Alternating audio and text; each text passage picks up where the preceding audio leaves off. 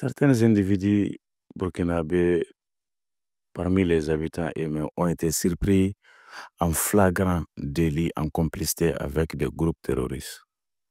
Oui, vous avez bien entendu. Ils ont été interceptés alors qu'ils tentaient de livrer des provisions aux terroristes. Alors, selon les informations reçues, les forces combattantes burkinabées, dans une opération de surveillance et grâce à des renseignements très précis, ont pu intercepter plusieurs habitants de Fadangourma. Ces personnes tentaient de livrer des provisions, donc de la nourriture, peut-être des médicaments, voire du carburant à des groupes armés terroristes qui sévissent dans la région.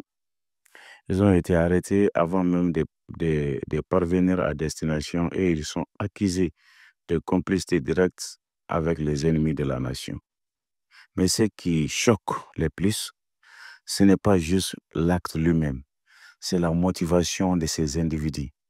L'appât du gain, ils n'ont pas fait ça par peur ni par pression, mais pour de l'argent. Pour quelques billets, ils ont trahi leur peuple. Pour bien comprendre cette situation, il faut se rappeler du contexte à Fadangourma. Cette ville de l'est du Burkina est depuis plusieurs années une zone d'insécurité accrue où les groupes terroristes attaquent régulièrement les civils, les forces de défense, détruisent les écoles, les centres de santé.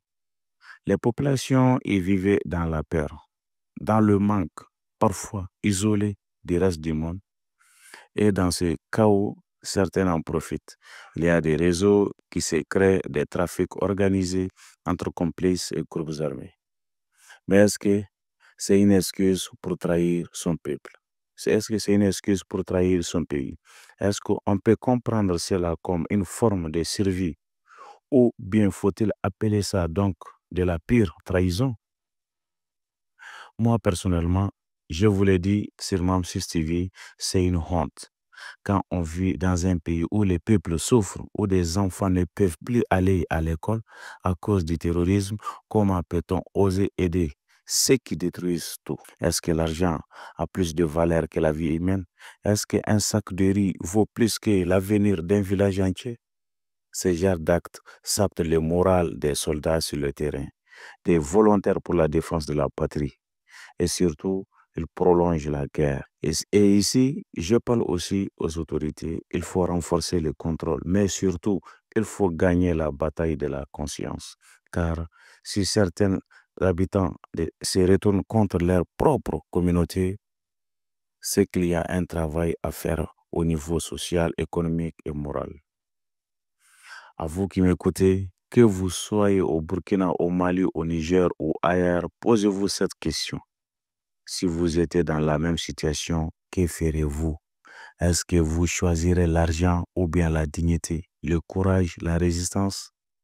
Nous devons tous être des relais de paix et de sécurité, car le terrorisme ne peut pas survivre sans complicité et chaque geste compte.